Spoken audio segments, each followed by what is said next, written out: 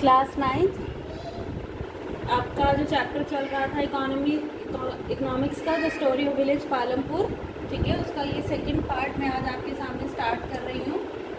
ये आपका part second है। तो इसमें हम आपका फार्मिंग इन पालमपुर तो स्टार्ट कर चुके थे। अब हमें करना है नॉन फार्मिंग और नॉन फार्मिंग, हम दोनों एक्टिविटीज़ के बारे में जानेंगे।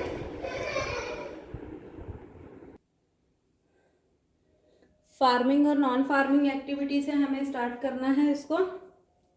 तो मैं एक बार फिर से फार्मिंग जो एक्टिविटी है उसे दोबारा से इस लेक्चर में समझा देती हूँ। लास्ट लेक्चर में हमने ओवरव्यू लिया था, एक हाइपोथेटिकल विलेज पालमपुर की स्टोरी पढ़ी थी, ठीक है। उसके बाद हमने फैक्टर्स ऑफ प्रोडक्शन पढ़े थे, लैंड, लेबर, कैपिटल क्या क्या होता है, और फिर हम फार्मिंग इन पालमपुर को पढ़ रहे थे, जिसमें लैंड इज फिक्स्ड हम जान गए थे। मल्टीपल क्रॉपिंग क्या होती है कि सेम पीस ऑफ लैंड पर हम अलग अलग टाइप की क्रॉप जो है, डिफरेंट डिफरेंट टाइप की क्रॉप्स का कल्टीवेशन करते हैं, चाहे वो सेम टाइम पर हो या फिर डिफरेंट टाइम पर हो। मॉडर्न फार्मिंग हम समझ रहे थे कि मॉडर्न फार्मिंग में हमने देखा कि HYV सीड्स का यूज़ हुआ। ग्रीन रेवोल्यूशन ही HYV सीड्स को लेकर आया। वीट और राइस का प्रोडक्शन बहुत ज़्यादा इंक्रीज हुआ। पंजाब, हरियाणा और वेस्टर्न यूपी के जो स्टेट्स थे, इन्होंने सबसे पहले, यहाँ के फार्मर्स ने इस HYV सीड है उसे ट्राई किया था, ठीक है। अब हम आ जाते हैं अपने फोर्थ टॉपिक पे, जिससे हमें कंटिन्यू करना था, सस्टेनेबिलिटी ऑफ लैंड। लैंड मतलब जो हमारी भूमि है, ज़मीन है, उसको भी तो एक सस्टेनेबिलिटी चाहिए ना, उसको भी तो अपने अंदर चीज़ों को धारण करने की क्षमता होनी चाहिए। जैसे कि अगर आप लगातार 24 घंटे का जो हमारे पास एक दिन का समय होता है, अगर आप लगातार काम करते रहेंगे तो आपकी बॉडी क्या होगी, लगातार काम करने के बाद आपकी बॉडी एग्जॉस्ट हो जाती है, ठीक है, थकना शुरू हो जाती है, ठीक है, आप अपनी एनर्जी का ओवर यूज कर चुके होते हैं, तो इस वजह से आप आगे काम नहीं कर पाते, आप थकान महसूस करेंगे, ठीक है। हो सकता है कि ज्यादा बर्डन से आप बीमार भी हो सकते हो, ठीक है। तो हमारे लैंड का भी वही सिस्टम होता है, ठीक है।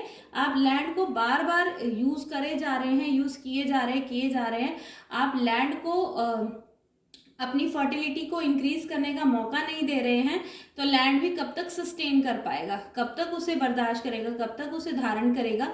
एक समय ऐसा आएगा कि लैंड जो है वो अपनी सारी की सारी क्वालिटी लॉस करना शुरू हो जाएगी, ठीक है।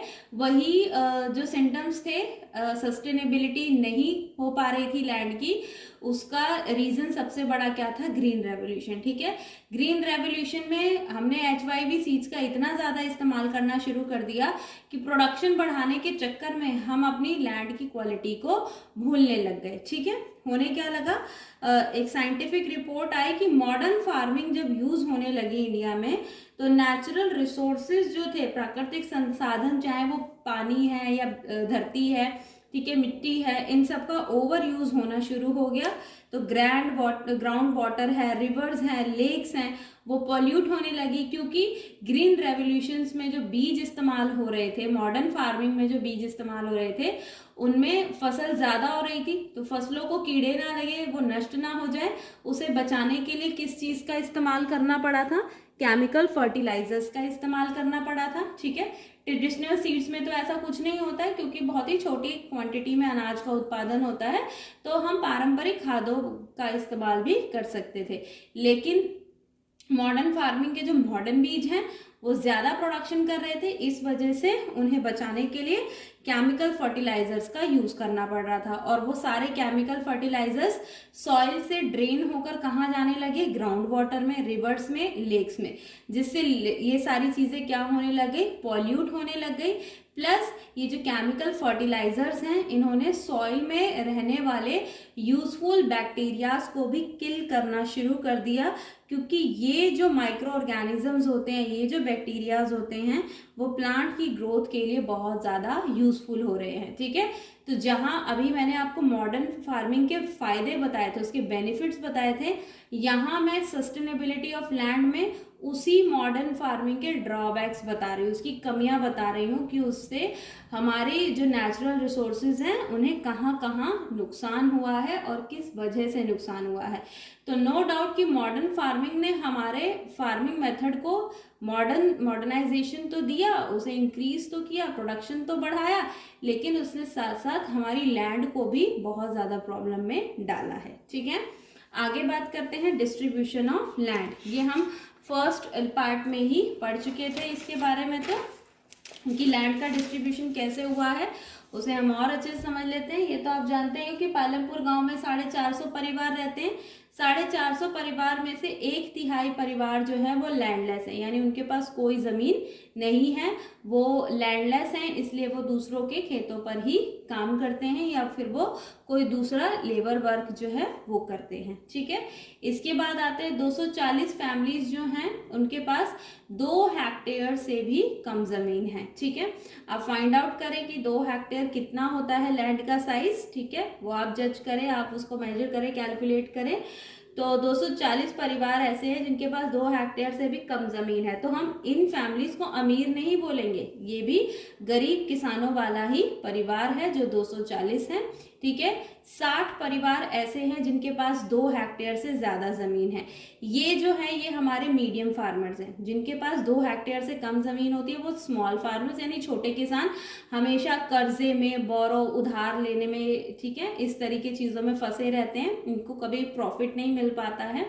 जिनके पास मोर देन 2 हेक्टेयर है वो मीडियम फार्मर्स होते हैं। ठीक है, इनके पास ह्यूज कैपिटल तो नहीं होता, लेकिन इतने अमाउंट का कैपिटल होता है कि ये अपने प्रोडक्शन कल्टीवेशन एक्टिविटी को संभाल सकते हैं। ठीक है, तो अब हमने 240 परिवार देख लिए, हमने 1/3 परिवार देख लिए, साथ भी 60 फैमिलीज को भी हमने देख लिया। अब 450 में से जो परिवार बच गए, ठीक है, वो 10 या 10 से ज्यादा हेक्टेयर की जमीन का अधिकार रखते हैं। और ये किसान जो होते हैं ये बिग फार्मर्स होते हैं, बड़े बड़े किसान होते हैं जिनके पास बड़े बड़े फार्म्स होते हैं, बड़े बड़े खेतों के फील्ड होते हैं जिस पर ये बहुत ज्यादा उत्पादन करते हैं।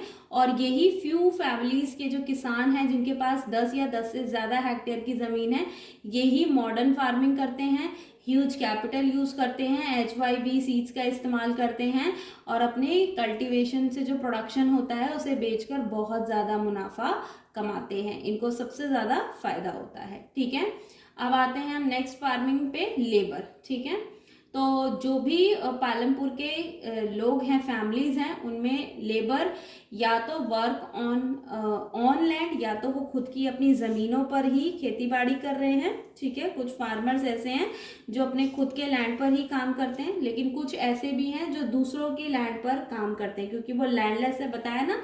1/3 जो 450 फैमिलीज हैं उनमें से कुछ 1/3 ऐसे हैं जो लैंडलेस हैं, तो उनको ऑफकोर्स दूसरों के ही लैंड पर काम करना पड़ेगा।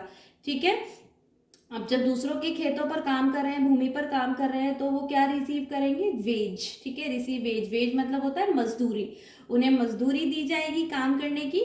वो मजदूरी कैश में भी हो सकती है, यानी कि उनको पैसा भी मिल सकता है, और इन एनी काइंड किसी और तरीके से भी मिल सकता है, जैसे कि काम अनाज दे दिया, ठीक है, कोई और चीजें दे दी, सब्जियां दे दी, अनाज दे दिया, और जरूरत की चीजें जो है वो दे दी जाती है। तो कहीं कहीं जो वेज है, मजदूरी है, वो पैसों के रूप में भी दी जाती है, कहीं कहीं दूसरे तरीकों से भी दी जाती है।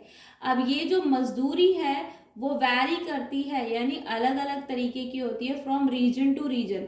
एक क्षेत्र से दूसरे क्षेत्र की मजदूरी एक जैसी नहीं होती। क्रॉप्स टू क्रॉप्स, किस तरीके की फसल उगाई जा रही है उस हिसाब से भी इन लेबर्स को मजदूरी दी जाती थी। ठीक है, दी जाती है। तो ये एक और लेबर इंटेंसिव हमने यहाँ पर समझ लिया फार्मिंग का। अब आता है कैपिटल। कैपिटल तो हम पहले भी पढ़ चुके थे, जिसमें हमने टाइप्स भी पढ़ाया था आपको। ठीक है, तो यहाँ हम कैपिटल की बात कर रहे हैं कि अगर फार्मर्स ने मॉडर्न फार्मिंग मेथड को अपना लिया है, ठीक है, तो मॉडर्न फार्मिंग मेथड के लिए उनको किस चीज़ की नीड होगी? ह्यूज कैपिटल की रिक्वायरमेंट होगी। ठीक है, अब अगर ह्यूज कैपिटल की रिक्वायरमेंट है तो आप बताइए, अगर हम डिस्ट्रीब्यूशन ऑफ लैंड वाला टॉपिक दोबारा देखते हैं तो इस पॉइंट से हमें क्या समझ में आएगा कि ह्यूज कैपिटल जो होगी वो सबसे ज्यादा कौन लगा सकता है? वो लगा सकते हैं वही फ्यू फार्मर्स जिनके पास 10 या मोर देन 10 हेक्टेयर्स की लैंड है, उनके पास ज़्यादा पैसा होगा, तो मॉडर्न फार्मिंग में ह्यूज कैपिटल भी कौन लगाएगा, यही, ठीक है ना। तो जो लैक ऑफ कैपिटल होगी, पूंजी की कमी होगी, वो किसके पास होगी, वो होगी स्मॉल फार्मर्स के पास, ठीक है। जो वो 240 परिवार है, ठीक है, जिनके पास 2 हेक्टेयर से भी कम की जमीन है, वो स्मॉल फार्मर्स हैं, उनके पास कैपिटल पूंजी की कमी होगी और इस वजह से उन्हें पूंजी क्या करनी पड़ेगी, बोरो करनी पड़ेगी, उन्हें उधार मांगना पड़ेगा। और ये उधार पैसा उन्हें मॉडर्न फार्मिंग या खेती करने के लिए कौन देगा, वो उधार मांगेंगे या तो यही बिग फार्मर से, लार्ज फार्मर से, मोर देन 10 हेक्टेयर्स वाले, या फिर जो मनी लैंडर्स होते हैं, साहूकार होते हैं, ठीक है, उनसे जाकर ये छोटे किसान उधार पैसा मांगते हैं, जो उनसे हाई रेट ऑफ इंटरेस्ट, ऊंची ब्याज दर लेते हैं, उन्हें पैसा उधार देने के लिए, उनका बहुत एक्सप्लॉयटेशन करते हैं, उनके साथ ऑनेस्टी नहीं दिखाते हैं, गलत तरीके से उनसे ज़्यादा पैसा लूटने की कोशिश करते हैं। तो इस तरीके से ये स्मॉल फार्मर्स को बहुत सारी दिक्कतों का सामना करना पड़ता है, ठीक है। आपके चैप्टर में ना स्टोरीज भी दे रखी हैं, जिन स्टोरी से आप ये सारे पॉइंट्स जो है वो क्लियर कर पाएंगे। तो आई होप कि मैं आपसे कहना चाहूंगी कि आप ये स्टोरीज भी जरूर पढ़िएगा, ठीक है। टाइप ऑफ कैपिटल तो मैंने आपको समझा दिया था फर्स्ट पार्ट लेक्चर में। वर्किंग कैपिटल होती है, फिक्स्ड होती है, ह्यूमन कैपिटल होती है, ठीक है। अब ये सारा तो कुछ हो गया, कल्टीवेशन प्रोडक्शन हो गया। अब जो भी फार्म प्रोडक्शन हुआ है, जो भी उत्पादन हुआ है, उसे बेचना है, तो सेलिंग प्रोसेस क्या होगा, ठीक है। बेचा किसे जाएगा, सरप्लस प्रोडक्शन बेचा जाएगा। सरप्लस का मतलब होता है किसानों ने जो अनाज उगाया, ठीक है, जो एक्स्ट्रा बचता है, अपने यूज के निकालने के बाद जो अनाज अधिक रह जाता है, उसे सरप्लस कहा जाता है, और वही सरप्लस अनाज ही या प्रोडक्शन ही बेचा जाता है। तो सरप्लस प्रोडक्शन को जो किसान है वो किसे बेचते हैं, ऑफ कोर्स छोटे किसान ही बेचेंगे, स्मॉल फार्मर्स बेचते हैं उसे मीडियम या फिर लार्ज फार्मर को, ठीक है। यहाँ एक बहुत बड़ी कमी है, पहले आप इसे समझ लें, फिर मैं आपको बताती हूँ वो कमी क्या है, ठीक है। छोटे किसान अपना अनाज किसको बेच रहे हैं, सरप्लस प्रोडक्शन, मीडियम या फिर लार्ज फार्मर को। लार्ज फार्मर उसे कहाँ ले जाते हैं, डायरेक्टली टू दी मार्केट, ठीक है। मार्केट में बेचने के बाद, मार्केट जाने के बाद उस अनाज को कौन खरीदता है, उस प्रोडक्शन को कौन खरीदता है, ट्रेडर्स। मार्केट में बहुत सारे व्यापारी बैठे होते हैं जो दाम लगाकर जो भी प्रोडक्शन आता है, प्रोडक्ट आता है, उसे खरीदते हैं। तो traders by the product from market, और यही व्यापारी उसे कहाँ बेचते हैं, शॉपकीपर्स को, दुकानदारों को बेचते हैं, जो टाउन्स और सिटीज में होते हैं, जिनसे हम जैसे लोग जाकर अनाज या जो भी हमारी जरूरत की वस्तुएं हैं हम उनसे खरीदते हैं, एसेंशियल कमोडिटीज हम उनसे परचेज करते हैं। तो आप देख रहे हो कि ये छोटे किसान कितनी मेहनत कर रहे हैं, कैपिटल नहीं है उनके पास, बोरो करते हैं, उसके बाद वो अपना अनाज उगाते हैं और अपना सरप्लस एक्स्ट्रा अनाज प्रोडक्शन बेचने की कोशिश करते हैं। उन्हें डायरेक्ट मार्केट तक भी नहीं जाने दिया जाता। अगर वो मार्केट जाएंगे तो उन्हें थोड़ा प्रॉफिट मिल सकता है, लेकिन बीच में ही उनका प्रॉफिट कौन ले रहे हैं, मीडियम और लार्ज फार्मर्स, जो उन्हें मार्केट जाने से बीच में ही ऑब्स्टैकल क्रिएट करते हैं, ठीक है। और मार्केट का जो फायदा होता है वो किसे मिल जाता है, मीडियम और लार्ज फार्मर को। यही कमी मैं आपको समझाना चाहती हूँ, ठीक है। उसके बाद ट्रेडर्स भी मुनाफा कमाते हैं, मार्केट से प्रोडक्ट को शॉपकीपर्स तक बेचते हैं और हम तक वो सामान आता है, हम उसे खरीदते हैं, और हमारे स्मॉल फार्मर्स वैसे की वैसी ही कंडीशन में बने रहते हैं, ठीक है। तो ये हमारी कंप्लीट हो गई फार्मिंग एक्टिविटी। अब देखते हैं नॉन फार्मिंग एक्टिविटी, जिसमें कितने प्रतिशत पॉपुलेशन है, 25% पॉपुलेशन जो है वो यहाँ पर काम कर रही है, ठीक है। तो नॉन फार्मिंग एक्टिविटीज में आएंगे हमारे small scale manufacturing, transportation, dairy, shopkeeping, ठीक है। स्मॉल स्केल मैन्युफैक्चरिंग में जैसे कि टोकरी बनाना, ठीक है, बास्केट्स बनाना, कैंडल्स बनाना, ऐसे कोई छोटे मोटे काम ही जो लोग कम कैपिटल में ही, छोटे पैसे में ही अपने घर में कर सकते हैं। तो या तो स्मॉल स्केल मैन्युफैक्चरिंग वो अपने घर पर ही करते हैं, या फिर वो फील्ड पर जाकर सिर्फ अपने परिवार वालों की मदद से ही ये काम करते हैं। तो पालमपुर गांव में स्मॉल स्केल मैन्युफैक्चरिंग होती है। बेसिकली वर्क जो है वो या तो घर पर ही होता है या फिर फील्ड में होता है, और लेबर कौन होते हैं, घर के फैमिली सदस्यों को ही लेबर वर्क में लगाया जाता है। ट्रांसपोर्टिंग तो स्टार्टिंग ओवरव्यू में ही पढ़ लिया था कि रोड ही यहाँ पर ट्रांसपोर्टेशन का एक वेल कनेक्टिंग सोर्स है। पीपल और गुड्स को ही फेरिड मतलब जो भी पहुंचाने का काम है वो from one place to another place किया जाता है। ट्रांसपोर्टिंग में मैंने आपको बताया था उसमें क्या क्या था, बुलक कार्ट्स था, बोगीज थी, ठीक है ना, टोंगास थे, ठीक है, मोटरसाइकिल थी, जीप्स थी, ये सब ट्रांसपोर्टिंग एग्जाम्पल है। यहाँ पर डेयरी, भाई गांव है तो हम गांव में डेयरी प्रोडक्शन की तो बात कैसे छोड़ सकते हैं। तो डेयरी मेजर सोर्स है यहाँ पर मनी अर्निंग करने के लिए, ठीक है। हार्वेस्टिंग और प्रोसेसिंग किया जाता है यहाँ पर एनिमल मिल्क को, और बेसिकली किसका मिल्क जो है सबसे ज़्यादा इंपॉर्टेंट रहता है, वो होता है काउज और बुफेलोज का। घर घर में काउ बुफेलोज रखी जाती है, उनको इसीलिए लिया जाता है क्योंकि उनका मिल्क बेचकर काफ़ी ज़्यादा इन्हें अर्निंग मिल सकती है। शॉपकीपिंग, छोटी मोटी दुकानें भी आप देखते होंगे गांव में, तो ये भी एक सोर्स ऑफ अर्निंग मनी है।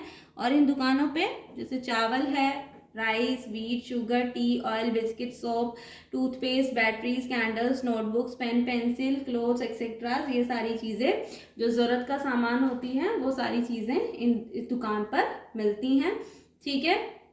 छोटी मोटी साइकिल की दुकानें, साइकिल ठीक करने की दुकानें, ठीक है, जो छोटा मोटा मैकेनिक का काम जानते हैं, सीखते हैं, समझते हैं, ऐसी चीज़ें जो हैं, इन सब चीज़ों का जो काम है वो कपड़ों की दुकानों का काम हो गया। ये सारी चीज़ें जो है छोटे मोटे लेवल पर जो गांव है वहाँ पर हमें देखने को मिल जाती है, ठीक है। तो क्योंकि हर गांव में ये एक्टिविटी इन्वॉल्व है, ऐसा इस तरीके से ही काम होता है, इकोनॉमी ऐसे ही चलती है, लेकिन हमें उसे एक विलेज का एग्जाम्पल लेकर आपको समझाना था कि किस तरीके से गांव की अर्थव्यवस्था जो है वो पूरे देश की अर्थव्यवस्था से जुड़ी हुई है, वो किस तरीके से पूरे देश का पालन पोषण करती है, किसानों की क्या परिस्थितियां हैं, ठीक है, किस तरीके से स्मॉल फार्मर सरवाइव कर रहे हैं, मॉडर्न फार्मिंग से हमें क्या क्या चीज़ें फायदे में मिली और उसके क्या क्या ड्रॉबैक्स हुए, ठीक है। ये सारी चीज़ें हमने इस चैप्टर में समझ ली हैं। आई होप ये सेकेंड पार्ट भी क्लियर हो जाता है आपको, और इससे इकोनॉमिक्स का ये वाला चैप्टर जो है स्टोरी ऑफ विलेज पालमपुर ये कंप्लीट हो जाता है। इसे पीडीएफ के साथ ही पढ़ें और समझें, ठीक है, और डाउट्स के लिए हम आपकी क्लास ज़रूर देखेंगे, ठीक है। आई होप कि आपको ये चैप्टर अच्छे से समझ में आ गया होगा। Thanks for listening me, thank you so much.